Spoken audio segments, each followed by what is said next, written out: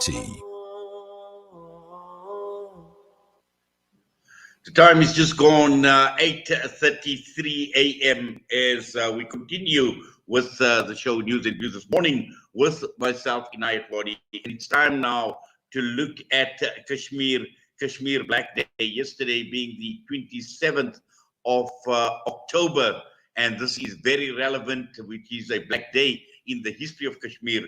And this morning, we joined on the line by the founder and chairman of the South African Kashmiri Action Group, Salman Khan. Salman, assalamu alaikum wa rahmatullahi wa barakatuh. As always, welcome. We appreciate your time with us here on Salam Media. Wa alaikum assalam wa rahmatullahi wa barakatuh, my dear brother, Mujahid Islam, Mujahid Kashmir, and also salam to all the beautiful listeners of Salam Media. Yes, obviously yesterday was another day where we commemorate Kashmir, where we remember Kashmir, the black day in the history of Kashmir. And year after year, Salman, we need to remind ourselves of this day, why it is so relevant. Why is the 27th of October so relevant? Yes. Dear brother, you know that you've been on with me since I started in South Africa in 1995-96. You've been on a course, very few people, but what we have reduced ourselves, I have written an article and press release yesterday, gone out to the media, and I said, we as a Muslim, we as a Kashmiris, we as a human being become just merely reduced to a body counter. So every year I speak to you, and I feel very shame. I'm the first person to be feeling very shame and hurt that I report back to you that how many Kashmiri have been killed the previous year. That's all we can do, and that's all we're doing. And that is not helping. Like, you know, the people from South Africa, they go for BDS, the sisters and brothers go and put up a siege into the Kalani Mall. But do we see the same passion for our Kashmiri people? We don't. We had a desecration of the body of, Sayyid Ali Jilani, the Mandela of Nelson Mandela of Kashmir. Every single ulama body from the world condemned. I'm giving you 250 and I can send you all the list of the international from Morocco to Timbuktu.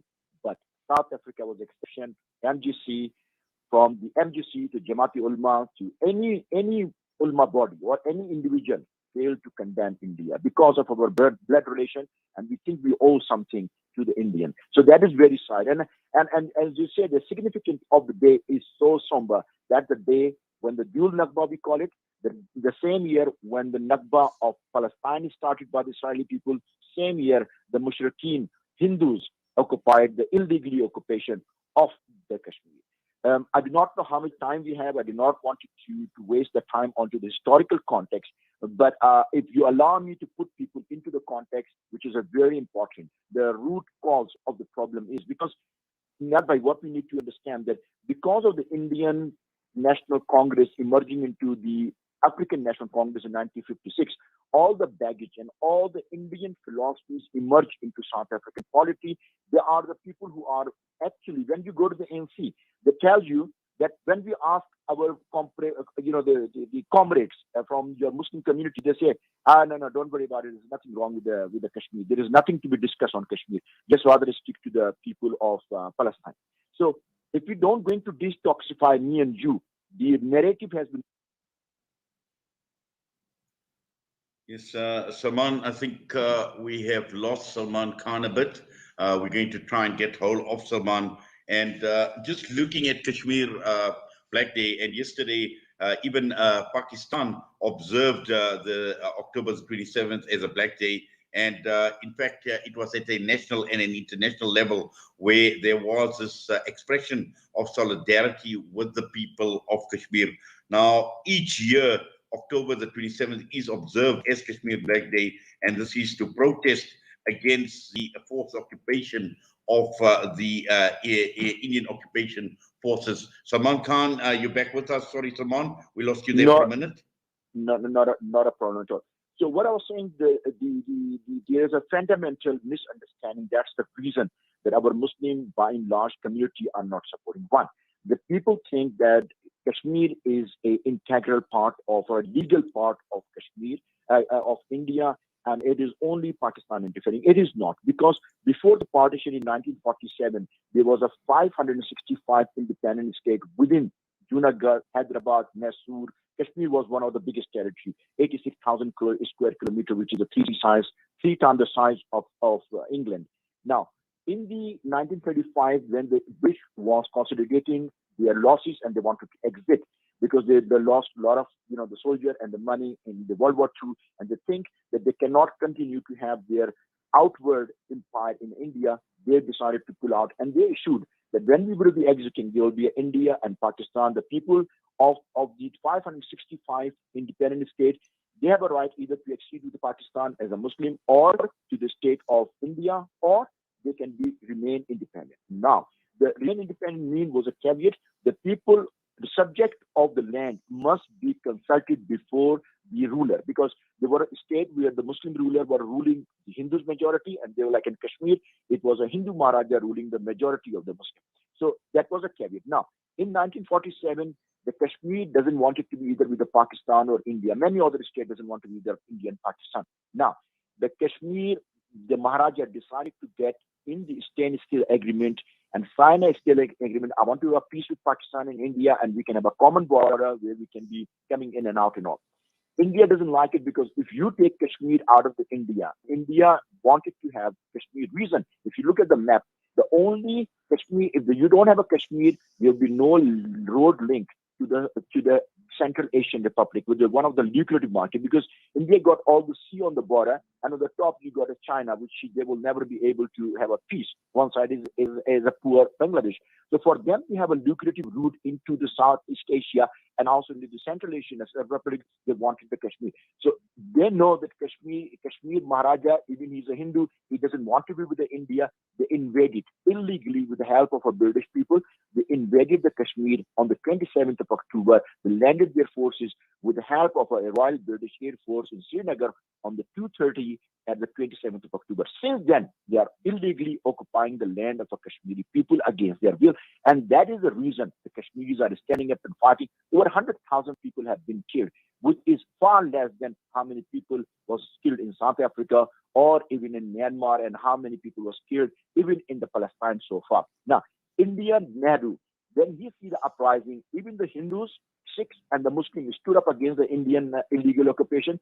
They fight it, and the civil war break out. Nehru ran to the United Nations in the late 1947 and say, "It is a Pakistan interference. Can you please help us?" So the United Nations listened to the Indian complaint, right of reply from Pakistan. They look at the whole thing. They said, "India, you said you have a right because the Maharaja have signed an instrument of accession." Yes, where it is? No, we don't have the copy. We lost it in the plane when we were coming back from the Srinagar. So that was a lie. So they said, okay, well, fine. In that absence of a legal documentation, we're going to issue a resolution called 47 of 1948. That was April 21st. And they said, neither the India nor the Pakistan have no right over the Kashmir. The Kashmir issue must be decided by the free and fair plebiscite or referendum. Nehru said, yes, okay, that would be fine. Jinnah from Pakistan, they signed.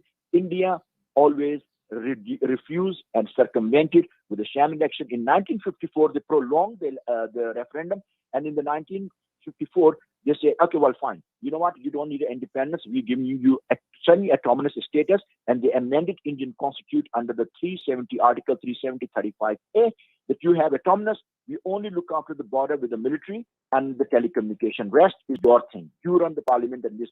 Last 2 years ago, in 2019, on the 5th of August, they revoked unconstitutionally, illegally, and unilaterally, without a consultation with the Parliament of Kashmir. They locked all the prisoner politicians into the jails, and they revoked that. An international community, even including the Secretary General Antonio Guterres, he said that is an international issue. You cannot revoke and you cannot take it over of the full Kashmir. So the reason we do not have these issues discussed on our national media, because India lobby control the media. If you look at most of the media is controlled by the Indian lobby. Now, the only place we have that we can talk about to detoxify is yours. If you don't give me the chance to detoxify, you don't talk about it, how our masses will understand, because most of the people have been told, no, it is a part of India. And even Mufti Mank think there is a part of India and is only the terrorists crossing the border from. And that is the reason.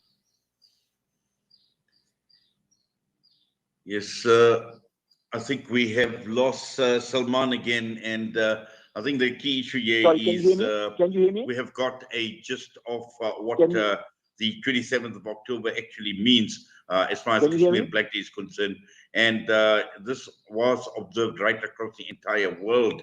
And I think especially in Pakistan, where there were marches, there were, in fact, even a lot of that had taken place in Pakistan yesterday, where Pakistan has asked for public gatherings, for protests, demonstrations, and they basically chalked out a comprehensive program to observe the day in a befitting manner by highlighting the brutalities and the massive human rights violations that have been committed by the Indian troops to suppress the freedom struggle of the Kashmir.